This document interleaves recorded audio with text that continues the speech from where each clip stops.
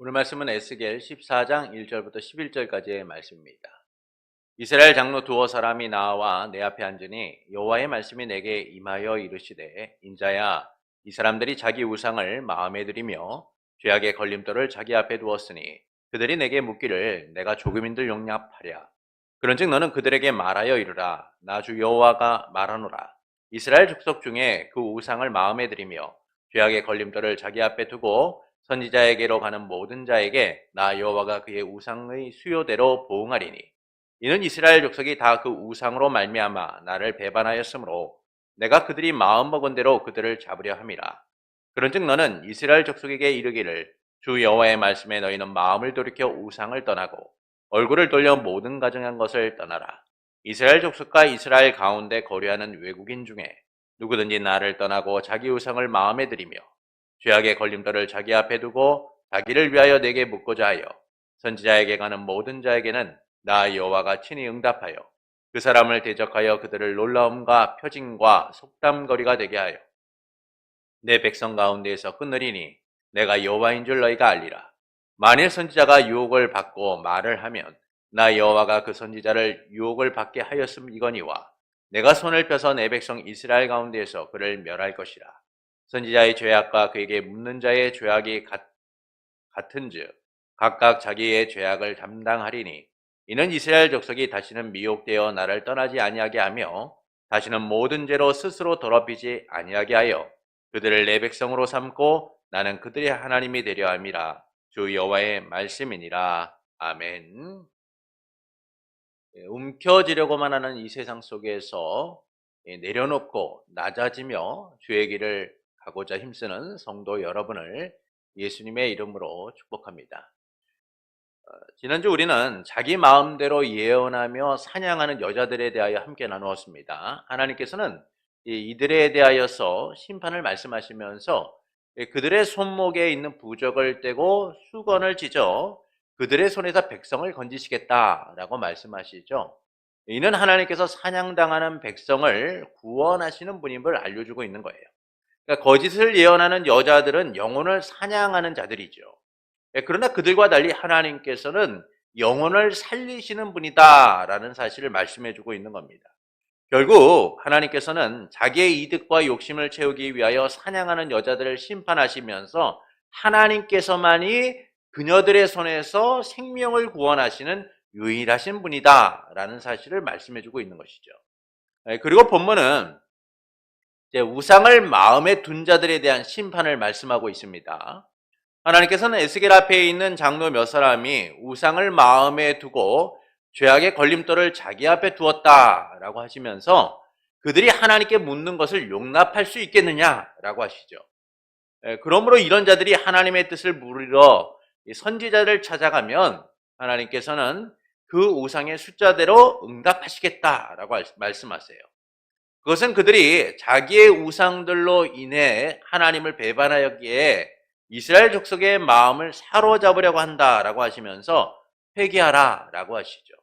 또한 이스라엘 족속과 그 안에 함께 거주하는 외국인 중에서 하나님을 버리고 우상을 섬기는 자가 선지자들을 찾아오면 응답하시겠다라고 말씀합니다. 그들을 놀라움과 표징과 속담거리가 되게 하여서 백성 가운데 끊을 것이다 라고 하시죠. 그러나 만일 선지자가 유혹을 받고 말하면 이스라엘 백성 중에서 멸하실 것이고 선지자의 죄악과 그에게 묻는 자의 죄악을 각각 지도록 하시겠다라고 말씀해요. 이는 이스라엘 족속이 다시는 미혹되어서 하나님을 떠나지 않고 다시는 모든 죄로 스스로를 더럽히지 않게 하시기 위함이다 라고 말씀하시죠. 그래서 그들을 하나님의 백성으로 삼고 하나님께서 그들의 하나님이 되시겠다라고 말씀하세요. 이를 통해서 말씀하시는 바는 무엇일까요? 누구도 사랑에 배신당하는 것을 원하는 사람은 아무도 없죠. 사랑의 배신이라는 너무나 큰 상처와 아픔을 주기 때문입니다. 삼손은 블레셋 여자 드릴라를 너무나 사랑했죠.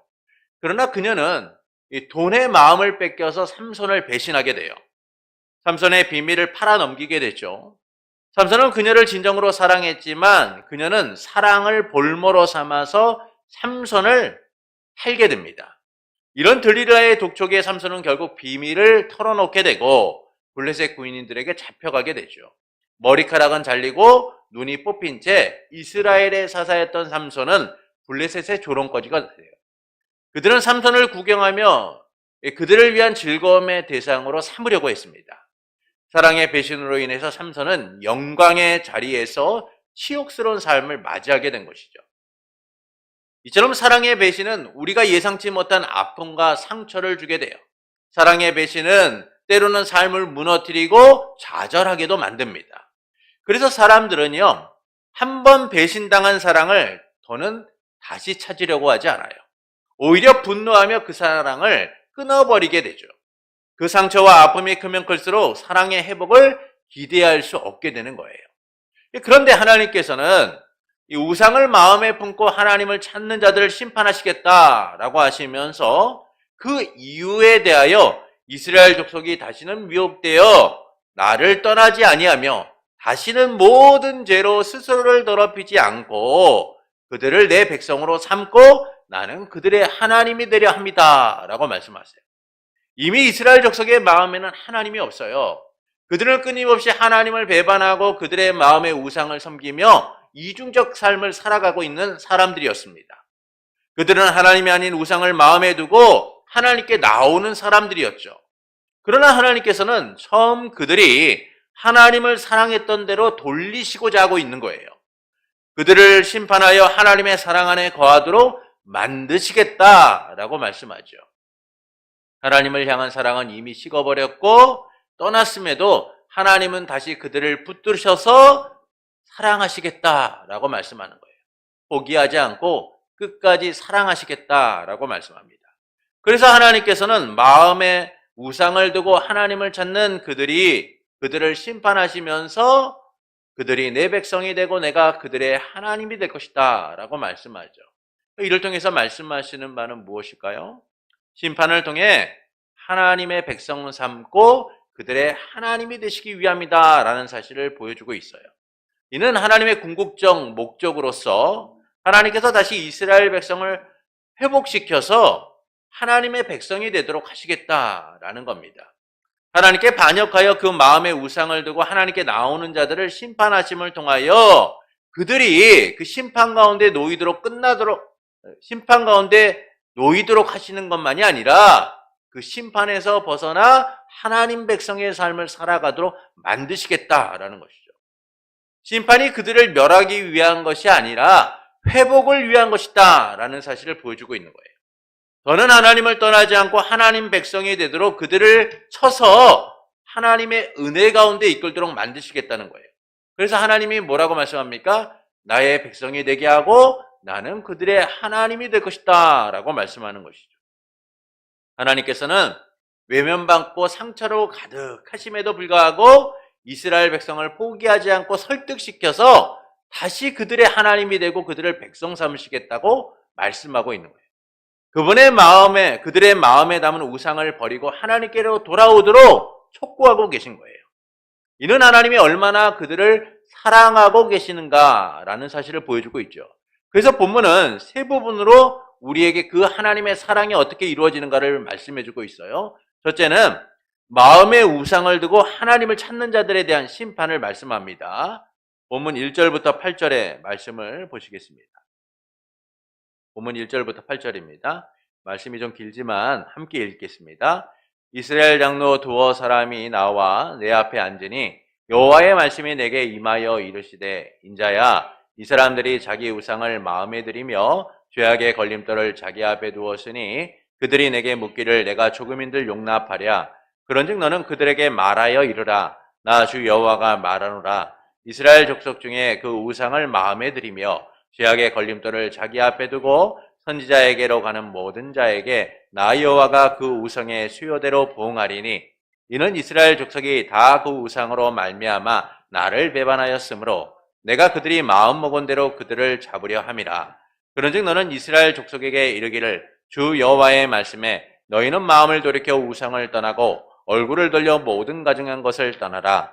이스라엘 족속과 이스라엘 가운데 거류하는 외국인 중에 누구든지 나를 떠나고 자기 우상을 마음에 들이며 죄악의 걸림돌을 자기 앞에 두고 자기를 위하여 내게 묻고자 하여 선지자에게로 가는 모든 자에게는 나 여호와가 친히 응답하여 그 사람을 대적하여 그들을 놀라움과 표징과 속담거리가 되게 하여 내 백성 가운데서 끊으리니 내가 여호와인 줄 너희가 알리라.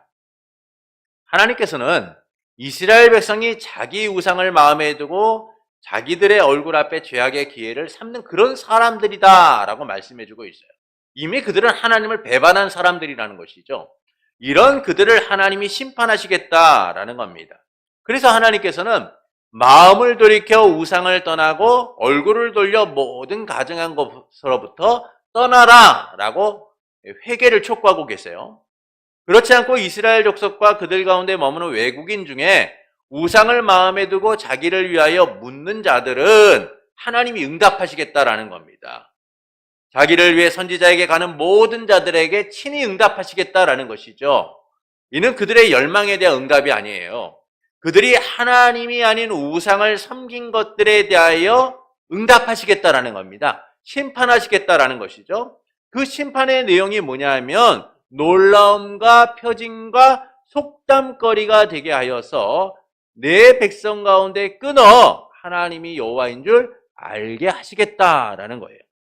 결국 하나님이 아닌 자기의 우상을 마음에 두고 자기를 위하여 살아가는 이들은 오히려 백성 가운데 끊어지는 자가 되고 그들이 바라보았던 우상을 섬기는 삶이 얼마나 비참한 것인가를 알도록 심판하시겠다라고 말씀하는 거예요. 우상을 섬기면서도 자기를 위해 하나님께 묻는 그들을 심판하셔서 그들에게 희망이 없고 소망이 없는 삶을 살아가도록 만드시겠다는 거예요. 그들은 하나님께 등 돌리고 자기를 위한 삶을 살았던 삶에 대하여 심판받고 하나님의 응답을 받게 될 것이다 라고 말씀하는 것이죠. 그래서 말씀이 뭐라고 얘기합니까? 우상의 숫자대로 보응할 것이다, 심판할 것이다 라고 말씀해주고 있는 거예요. 사랑을 배신하고 그 마음에 다른 것을 담은 그들의 죄악에 대한 형벌을 선언하고 계신 거죠. 이처럼 하나님은 자기 마음에 하나님이 아닌 우상을 둔 그들에 대하여서 심판하시겠다라는 거예요. 그럼에도 불구하고 하나님을 찾는 그들을 소망이 끊긴 자로 만드시겠다라고 말씀하고 있는 것이죠. 둘째는 거짓을 예언하는 선지자와 그에게 묻는 자들에 대한 심판을 말씀합니다. 본문 9절부터 10절의 말씀을 보시겠습니다. 거짓을 예언하는 선지자와 그에게 묻는 자들에 대한 심판을 말씀하는데 9절부터 10절입니다. 만일 선지자가 유혹을 받고 말을 하면 나 여호와가 그 선지자를 유혹을 받게 하였음 이거니와 내가 손을 펴서 내 백성이 이스라엘 가운데서 그를 멸할 것이라. 선지자의 죄악과 그에게 묻는 자의 죄악이 같은즉 각각 자기의 죄악을 담당하리니. 하나님께서는 우상을 마음에 두고 자기를 위하여 하나님께 나오는 자들만을 심판하시는 것이 아니라 유혹을 받아서 잘못된 예언을 하는 선지자들을 심판하시겠다라고 말씀하는 거예요. 거짓을 말하거나 거짓된 예언을 묻는 모든 자들이 심판의 대상이 될 것이다 라고 말씀해주고 있는 것이죠. 이는 하나님의 심판이 공의로움을 말씀해주고 있는 거예요. 하나님께서는 우상을 마음에 둔 자들뿐만 아니라 거짓을 예언하고 또한 그 거짓을 요구하는 사람들을 하나님이 친히 심판하시겠다라고 말씀하는 거죠. 그래서 각각 그들의 죄악을 담당할 것이다 라고 말씀하세요. 누구도 하나님의 심판을 피하지 못하고 그 죄에 대한 합당한 심판을 받게 하시겠다는 거예요. 하나님을 모시지 않고 그 마음에 우상을 둔 자들에 대한 심판이 이처럼 분명할 것이다 라고 말씀해주고 있어요. 이를 보면 우상을 마음에 두고 자기를 위하여 하나님께 나오는 자들이나 유혹을 받아서 거짓 예언을 하는 선지자들에게는 심판과 멸망밖에 없는 것처럼 보입니다. 이들에게는 소망이 없는 것처럼 보이죠. 근데 여기서 놀라운 반전을 말씀해주고 있어요. 용서받지 못하고 멸망받을 수밖에 없는 자들에 대한 이 심판이 하나님의 간절한 마음과 목적 속에서 이루어지고 있다라는 사실을 보여주고 있어요. 그러니까 이들을 향한 심판은 그들에게는 소망이 없고 아무런 희망조차 없는 것처럼 보입니다.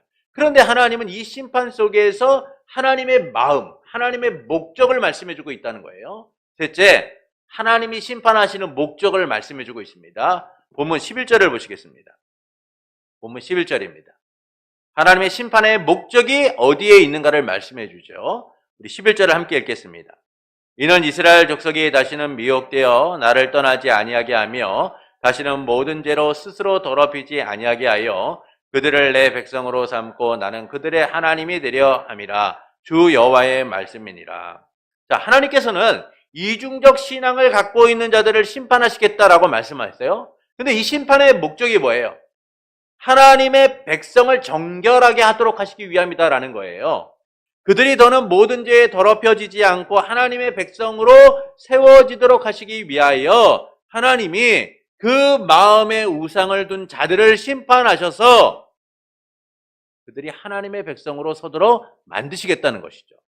그러니까 이처럼 하나님께서는 그의 사랑하는 자들을 포기하지 않고 다시 하나님의 사랑 앞에 설 수 있도록 하시겠다라는 거예요. 하나님의 백성으로서 바른 길을 가도록 하시겠다는 겁니다. 그러니까 이는 에스겔서에서 면면이 흐르는 하나님의 목적을 보여주고 있는 거예요. 하나님께서는 그들을 백성 삼아 그들의 하나님이 되시고자 하신다라는 겁니다. 그래서 하나님은 이중적 신앙을 가지고 살아가는 이들을 심판하셔서 그분의 백성들이 바로 서도록 하시는 거예요. 다시 하나님의 사랑을 깨닫고 하나님의 백성된 삶을 누리도록 하시고자 심판하고 계신 거예요. 여러분, 우리가 사랑하는 사람들에게 징계를 하지 사랑하지 않는 사람들은 외면하고 무시하고 방관하잖아요. 지금 하나님이 이스라엘 백성을 향하여 끊임없이 심판을 선언하고 계시고 하나님이 이 심판을 통하여 목적하시는 바는 무엇이냐면 바로 하나님이 그들을 얼마나 사랑하시는지 그걸 보여주고 계신 거예요. 하나님이 다시 그들을 백성 삼고자 하신다는 이 간절한 마음과 목적을 이야기해주고 계신 겁니다. 너무나 사랑하시기 때문에 하나님은 그 아픔을 붙들고 다시 그들이 하나님의 자녀로서 백성으로서 살아가도록 이끌고 계신 거예요. 이런 하나님의 모습을 우리가 호세아서에서 볼 수가 있습니다. 호세아서에 보면 하나님께서 선지자 호세아에게 음란한 여자를 맞아서 음란한 자식들을 낳아라라고 말씀하죠. 그것은 이스라엘 백성이 하나님을 떠나 음란하였기 때문이에요. 남편 대신 하나님을 섬기고 하나님을 바라보고 살아가는 것이 아니라 그 마음에 우상을 두고 세상을 바라보며 살아갔기 때문입니다. 그래서 하나님은 그런 이스라엘과 같은 음란한 여자를 호세아에게 맞으라고 하시는 거예요. 그래서 자녀를 낳으라고 하시죠. 그런데 문제는 호세아가 고멜이라는 이 음란한 여자를 만나서 자식을 낳고 살아가고 있었는데 그 여자가 다른 남자를 찾아서 집을 나간 거예요. 바람난 거죠. 그러니까 이런 고멜의 행위는 당시 율법에 비춰보면 돌에 맞아 죽어야만 하는 큰 죄였어요. 그러나 하나님께서는 이 고멜을 죽여라. 그녀는 음란할 뿐만 아니라 너를 배신하였으니 당연히 죽여야 하는 것이 마땅하다라고 말씀하시는 것이 아니라 호세아에게 뭐라고 말씀하시냐 하면 다시 그녀를 찾아 사랑하라 라고 말씀하는 거예요. 이게 얼마나 말이 안 되는 겁니까? 호세아의 입장에서는 너무나 큰 배신을 당한 거죠. 사랑할 수 없는 여자인 거예요. 그런데 하나님이 다시 그녀를 찾아 사랑하라 라고 말씀하는 거예요. 그래서 호세아는 말씀을 따라서 노예로 팔려간 그 아내 고멜을 돈을 주고 사서 다시 사랑하게 됩니다. 이 호세아서의 말씀을 통하여 하나님이 우리에게 말씀하시는 것은 뭐하냐면 하나님이 그의 택한 백성들을 얼마나 끝까지 사랑하고 기다리시는 분인가를 보여주고 있는 거예요. 그들은 하나님을 떠나서 우상을 섬기고 바람난 여인과 같이 바람난 자들과 같이 그렇게 하나님이 아닌 우상을 바라보고 살아가고 있는 그들을 하나님은 끝까지 포기하지 않고 기다리시고 설득하시고 사랑하시는 분이다라는 것이죠. 그러니까 이처럼 하나님의 목적은 택한 백성을 심판하여 다시 사랑하기를 원하시는 거예요. 그리고 하나님께서는 본문을 통하여서 그 사랑을 말씀해주고 있는 겁니다. 하나님이 왜 이처럼 바람난 이중적 신앙을 가지고 있는 이스라엘 백성을 징계하시면서까지 다시 그들을 백성 삼고 하나님이 되시고자 하느냐? 하나님이 얼마나 그들을 사랑하고 계시는지, 하나님의 심판의 목적이 그들을 회복시키고 구원하시고자 하신다라는 사실을 보여주고 있는 것이죠. 그래서 하나님께서는 아담과 하와의 죄로 인해 죽을 수밖에 없는 우리를 위해서 예수 그리스도를 보내 다시 사랑하신 거예요. 이 사랑을 따라 우리 주 예수 그리스도께서 참 하나님이심에도 참 인간이 되셔서 죄와 사망 가운데 죽을 수밖에 없었던 우리, 하나님께 등을 돌리고 여전히 사단의 자녀로서 살아갈 수밖에 없었던 우리를 위하여 예수님이 십자가를 짊어지도록 하신 거죠.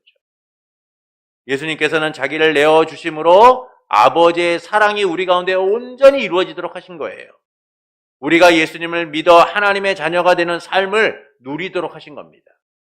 이처럼 우리는 독생자 예수 그리스도를 내어주신 하나님의 사랑과 아버지의 뜻을 따라 자기를 희생하신 예수 그리스도의 은혜 아래서 다시 하나님의 백성이 되었고 하나님의 자녀가 된 삶을 살아가게 된 거예요. 우리가 하나님의 구원을 받을 만한 합당한 삶을 살았기 때문에, 우리가 하나님을 중심에 모시고 하나님 백성다운 삶을 살았기 때문에 하나님께서 예수 그리스도를 십자가에 내어주신 것이 아니라 하나님이 아닌 저 세상을 바라보고 하나님과 원수된 삶을 살아가고 사단의 자식과 같은 죄와 사망에 노예된 삶을 살아가던 우리를 하나님이 포기하지 않고 사랑하시고자 예수 그리스도를 내어주신 것이죠. 그 은혜 아래 우리는 하나님의 백성이 되었고 자녀된 삶을 살아가게 된 거예요. 그래서 본문은 심판의 목적이 이스라엘 족속을 하나님의 백성으로 삼고 그들의 하나님이 되시기 위함이다라는 사실을 알려주심으로 하나님이 얼마나 그의 택한 백성들을 사랑하고 계시는가를 보여주고 있는 거예요. 그래서 하나님께서는요, 이스라엘 백성을 향하여 심판을 선언하시면서 회복과 구원을 말씀해주고 있는 거예요. 하나님의 사랑이 절절히 흘러넘치는 말씀임을 우리에게 알려주고 계신 거예요. 그래서 멸절과 멸망이 아닌 회복과 구원의 메시지를 선언하고 계신 거예요. 하나님께서는 이중적 신앙을 가진 자들을 심판하셔서 다시 그들을 정결케 하고 회복시켜 하나님의 백성답게 살아가도록 만드신다. 여러분, 이게 어떻게 쉬운 일입니까? 여러분, 우리의 배우자가 바람났는데 그 배우자를 다시 데려와서 다시 사랑하는 일이 가능하겠어요? 끊임없는 상처와 아픔이 남을 거예요. 이 사람이 나를 배신했는데, 이 사람이 내가 아닌 다른 누군가를 사랑했는데, 여러분, 그것이 머리를 떠나지 않고 가슴의 상처로 남아서 우리는 회복되지 못한 삶을 살아갈 거예요. 근데 하나님은요, 그와 같은 우리를 사랑하셔서 다시 회복시키고 우리를 진정으로 사랑하고 그 사랑을 온전히 베풀고자 하신다는 거예요. 우리의 죄를 기억하지 않고 우리의 때문에 낳은 상처를 붙들고 살아가지 않고 우리를 처음 사랑하시는 것처럼, 우리를 전적으로 사랑하시는 것처럼 그렇게 회복시켜 사랑하시고자 하신다는 거예요. 그 은혜 가운데 우리가 하나님의 백성으로 살아가도록, 하나님의 주권적 통치 가운데 살아가도록 하나님은 백성으로 삼고 하나님이 되고자 하시는 것이죠. 이를 위해 하나님은 인내하며 설득하시는 거예요.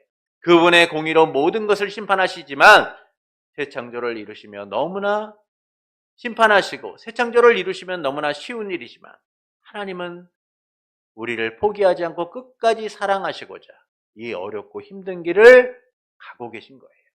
그리고 주 예수 그리스도를 내어놓으심으로 하나님의 사랑의 완성을 보이셨죠. 그 사랑을 증명하셔서 다시 우리를 그 사랑 안에 살아가게 하시고 하나님의 사랑을 누리도록 만드신 거예요. 이를 통해서 하나님께서는 우리가 어떻게 살아가기를 원하실까요? 하나님만을 온전히 섬기기를 원하시는 거예요. 하나님께서 우리를 백성 삼고 우리의 하나님이 되시고자 하시는 건 뭐예요? 우리의 중심 가운데, 우리의 마음 가운데 하나님만을 섬기기를 원하시기 때문이에요. 하나님이 우리를 향한 그 사랑을 우리가 인정하고 우리 또한 그 사랑에 온전히 반응하기를 원하시는 거죠. 그래서 우리는 예수 그리스도 안에서 하나님의 백성으로서 그분만을 섬기고 그분만을 사랑하고 그분의 주권적 통치를 인정하며 살아가야 되는 거예요. 왜 그렇습니까? 우리가 예수 그리스도 안에서 하나님의 백성이 되었기 때문이에요. 하나님의 자녀가 되었기 때문이죠.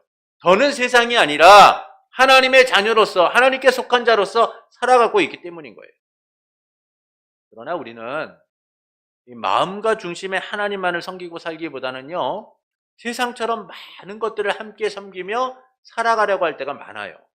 하나님이 아닌 다른 것도 마음에 두고 다른 것들도 붙들고 그렇게 살아가려고 할 때가 있다는 거예요.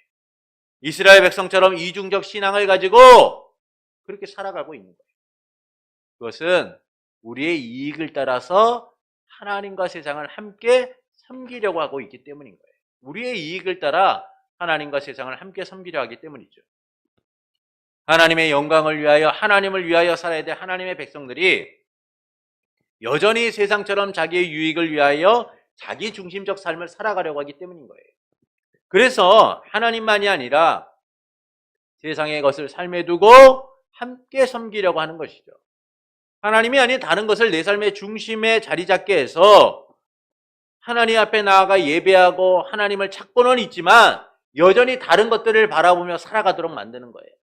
내 중심적 삶, 내 안에 있는 우상을 붙들고 그것들을 통하여 삶의 위로를 얻고 삶의 평안을 얻고자 살아가고 있는 것이죠. 이런 이중적 신앙에 대하여 하나님이 책망하고 계신 거예요. 그래서 우리 주 예수 그리스도께서 뭐라고 말씀합니까? 종이 두 주인을 섬길 수 없나니 하나님과 재물을 함께 섬길 수 없다라고 말씀하죠. 이중적 신앙을 가지고 살아가서는 안 된다는 거예요. 이처럼 우리는 하나님과 세상을 함께 섬기며 살아가서는 안 됩니다. 아무리 우리의 마음 가운데 우리의 이익과 우리 중심적 삶이 우리를 끊임없이 충동질하고 유혹하며 야, 하나님만 섬겨서 살아갈 수 있어? 세상의 방식을 좀 바라봐. 세상이 살아가는 모습들을 바라봐. 세상이 무엇을 섬기고 살아가는지를 바라봐. 라고 우리를 유혹해도 하나님만을 바라보고 살아가야 된다는 거예요. 세상 사람들처럼 내 마음의 중심 가운데 내 마음속에 여러 가지 것들을 가져와서 이것도 붙잡고 저것도 붙잡고 살아가는 것이 아니라 돈도 붙잡고 명예도 붙잡고 권력도 붙잡고 사람도 붙잡고 살아가는 것이 아니라 오직 하나님을 중심에 두고 하나님만을 붙들고 살아가는 삶이 되어야 된다. 하나님이 우리에게 주신 삶은요, 세상과 야합하고 세상에 굴복한 채 살아가는 것이 아니라 세상을 이긴 삶이고 세상을 극복한 삶인 거예요. 그러나 안타깝게도 우리가 하나님을 온전히 섬기지 못하고 우리 중심에 하나님을 모시지 못하고 살아가면 예수를 믿는다는 삶을 살아가는 것처럼 보이지만 끊임없이 다른 것들을 붙들고 살아가려고 하는 거예요. 예수를 믿으면서도 그 마음에 돈을 붙들고 예수를 믿으면서도 세상적인 부귀와 영화를 쫓아 살아가는 삶. 그것들이 우리의 인생 가운데 어떤 것도 할 수 없음에도 불구하고 우리는 하나님과 세상을 함께 붙들고 살아가려고 하는 거죠. 그 마음의 중심에 우상을 섬기면서 하나님께 나와 예배하는 삶을 살아가려고 하는 거예요. 그러나 그 삶은 하나님이 기뻐하시는 삶이 아닌 거예요. 하나님이 우리에게 벌이라고 하는 삶이죠. 그래서 우리는 하나님 백성의 정체성을 회복하고 날마다 하나님을 섬기는 삶이 되어야 되는 거예요. 그것이 주님이 우리에게 원하시는 삶이고 하나님 백성된 우리가 마땅히 행해야 될 삶인 것이죠. 그러므로 하나님과 세상을 함께 섬기기보다는 하나님만을 섬기기를 힘쓰는 성도가 되는 것은 어떨까요? 하나님의 백성의 정체성을 지키기 위하여서 마음에 하나님을 모시고 살아가는 성도가 되는 것은 어떨까요? 끊임없이 우리를 유혹하고 끊임없이 세상을 바라보게 하는 많은 것들 속에서도 하나님만을 바라보고 하나님만을 섬기는 성도가 되시는 것은 어떨까요? 사랑하는 성도 여러분, 하나님께서 우상을 마음에 두고 하나님께 나오는 자들에 대하여 심판하시면서 이스라엘 족속이 다시는 미혹되지 아니하고 모든 죄에서 스스로 더럽히지 않도록 하시겠다라고 하면서 그들을 하나님 백성 삼고 그들의 하나님이 되시겠다라고 말씀합니다. 이는 심판을 통하여 하나님 백성 삼고 그들의 하나님이 되시기 위함이죠. 다시 이스라엘 백성을 회복시켜서 하나님의 백성이 되도록 하시고자 하는 하나님의 회복과 구원의 메시지를 선언하고 있는 거예요. 그래서 하나님께서는 이스라엘 백성을 포기하게 하지 않고 설득하시는 거예요. 첫째는 마음의 우상을 두고 하나님을 찾는 자들을 심판하시겠다라는 거예요. 이중적 신앙을 가지고 살아가는 그들이 심판을 받을 것이다 라고 하시죠. 둘째는 거짓을 예언하는 선지자와 그에게 묻는 자들에 대한 심판을 말씀하세요. 그들은 하나님의 심판을 피하지 못하고 죄에 합당한 심판을 받게 될 것이다 라고 말씀합니다. 셋째는 하나님이 이처럼 심판하시는 목적을 말씀하죠. 이중적 신앙을 가진 자들을 심판하시는 것이 하나님의 백성을 정결하게 하고 깨끗하게 하여 하나님의 백성이 되도록 하시겠다라는 거예요. 이처럼 본문은 심판의 목적이 이스라엘 백성을 하나님 백성 되시게 하겠다라는 하나님의 궁극적 목적과 회복과 구원의 메시지를 선언하고 있는 거예요. 그들이 더는 하나님을 배반하지 않고 하나님의 백성으로서 하나님의 주권적 통치를 누리며 하나님을 온전히 모시며 살아가도록 하겠다는 거예요. 그래서 하나님께서는 심판을 통하여 이스라엘 족속이 정결한 하나님의 백성으로 세워지도록 하시는 거죠. 이를 통해서 하나님께서는 우리가 어떻게 살아가기를 원하실까요? 하나님만을 온전히 섬기기를 원하시는 거예요. 이미 우리는 예수 그리스도를 통하여 하나님 백성이 되었어요. 거룩하고 정결하고 의로운 하나님 백성의 삶을 살아가요. 그러나 우리는 마음 중심의 하나님을 섬기기보다는요, 예전처럼, 이전의 삶처럼 세상의 많은 것들을 붙들고 살아가려고 할 때가 많다는 거예요. 그것은 우리의 이익을 따라서 하나님과 세상을 함께 섬기려 하고 있기 때문이죠. 그래서 여전히 하나님을 섬기면서도 세상을 둘러보는 거예요. 내 안에 주님이 계심에도 불구하고 세상의 것들을 바라보면서 이것들도 함께 가져가야 되는 것이 아닌가라는 생각을 가지고 살아가게 되는 것이죠. 세상의 것으로 내 삶의 필요와 부족을 채우면 어떨까라고 생각하면서 하나님과 세상을 함께 붙들며 살아가려고 하는 거예요. 무엇 때문에요? 내 이익을 위하여서. 내 유익을 위하여 그렇게 살아가려고 한다는 것이죠. 그러나 그 삶은 하나님이 기뻐하시는 게 아니에요. 그래서 우리는 하나님의 백성된 이 삶을 온전히 지키며 하나님의 은혜 가운데 머물기 위하여 우리 중심의 하나님만을 온전히 모시고 살아가는 이들이 되어야 돼요. 하나님과 세상을 함께 섬기려고 하기보다는 하나님만을 모시고 그분의 방식과 그분의 뜻에 순종하며 살아가는 이들이 되어야 하는 겁니다. 때론 힘들어도 온전히 하나님만을 섬기고 그 뜻대로 살아가게 될 때 우리는 우리의 하나님이 되신 그분의 역사를 누리게 될 것이고 우리의 백성된 삶이 얼마나 복된지를 알게 될 거예요. 그러므로 하나님과 세상을 함께 섬기기보다는 하나님만을 섬기기를 힘쓰는 성도가 되시는 것은 어떨까요? 세상의 유혹이 우리를 끊임없이 충동질하고 세상의 것들이 우리의 삶 가운데 필요한 것처럼 느껴져도 오직 하나님께 맡기고 하나님만을 섬기며 하나님 백성의 정체성을 지켜가는 성도가 되시는 것은 어떨까요? 그때 우리는 하나님 백성의 삶을 풍성히 누리게 될 것이고 하나님의 은혜 아래 머물게 될 거예요. 하나님의 통치가 우리의 삶에 어떻게 역사하는지를 보게 될 것이고 하나님이 우리의 하나님 되심을 날마다 경험하는 삶을 살아가게 될 겁니다. 그러므로 하나님과 세상을 함께 섬기기보다는 하나님만을 섬기기를 힘쓰는 성도 여러분에게 우리를 백성 삼아 우리의 하나님이 되신 삼위일체 하나님으로 인하여 하나님 백성의 정체성을 지키며 그 은혜로 충만한 삶이 되기를 예수님의 이름으로 축원합니다.